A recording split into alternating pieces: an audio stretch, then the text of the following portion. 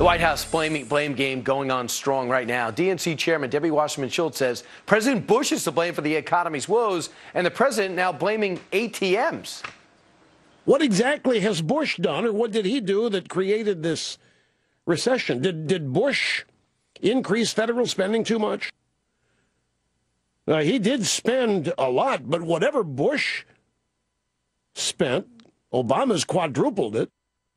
Here to weigh in is columnist, Fox News contributor, lovely woman, Andrea Tantaros. And in Washington, D.C., equally as lovely, Fox News contributor, Juan Williams.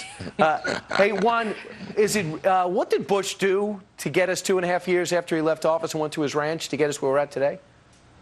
Well, clearly he didn't put money in the bank when it came to things like the two very expensive wars that we had to fight, but you got to pay for these things. You can't just leave them on the books. You can't pass a prescription drug benefit without finding the money to pay for it and then say, you know what, everybody can have a prescription drug benefit. It's that kind of spending that really started off damaging the economy, and then, of course, you had the housing market explode, and suddenly we found ourselves in a very deep recession, Brian. Andrea, it's the prescription drug plan? Yeah, right. The prescription drug plan from years ago that caused the recession. No, it was a housing crisis. It was a noble goal that every cat, dog, American goldfish had a house. But look, we're not going to look back, Juan. I mean, the blaming Bush stuff is not going to work. Barack Obama said in 2009, give me the economy. And we gave it to him. He passed a stimulus that didn't work. And now he admits, well, the projects weren't as shovel-ready as I thought. Thank God the stimulus wasn't bigger.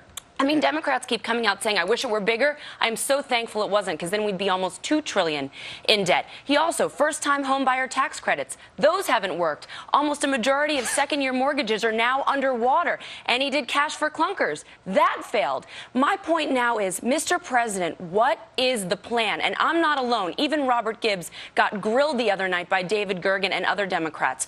What is the president's plan now? And no Democrat has been able to articulate it. Let me just tell you this, Andrea. It's just such a vacuous argument and so political on your part.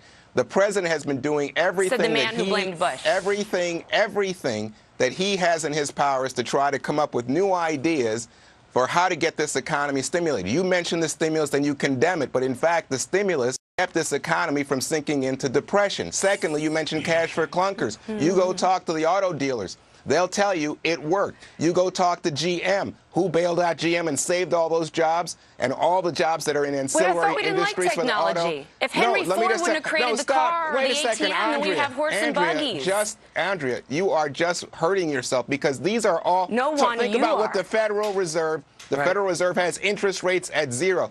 Think about breaks for companies that make investments in this country and that hire first-time workers. These are all steps all you want, but look at the economic news. It is deteriorating every day. So what he's doing is not working. Pumping money that we don't have, that we're borrowing from China, getting us more into debt, into the green energy sector, hasn't worked, Juan. Andrea, all you do is hate on President Obama. The fact is we're all Americans. We're all Americans. We all want more jobs. We all say this economy needs to recover more quickly. And yet the only ideas that are coming from outside this president are give more money to the rich, more tax breaks to the corporations. Well, I don't think people. Come on. Well, I think people, when you talk about corporate tax breaks, that came from the president's debt commission. But Juan, I think in the big picture, a lot of people are saying, and the president's admitting, the stimulus package did not give us recovery summer last year.